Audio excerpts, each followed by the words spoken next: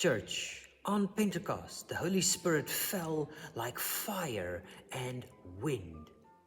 And we read this in Acts chapter 2. Ordinary people become bold witnesses because they were filled with the power from high. And friends, so we can declare ourselves, and I declare over you today, you are not powerless. You are not ordinary, because the same Spirit that raised Jesus lives in you, his child.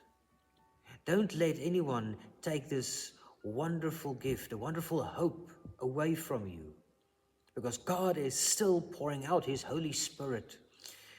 Get hungry, get filled, and get ready to burn bright for Jesus. This is your Pentecost moment. Rise up and shine. Friends, our theme for this coming Sunday will be filled with power. You are called to burn bright. Vervul met krag. Jy is geroep om helder te brand.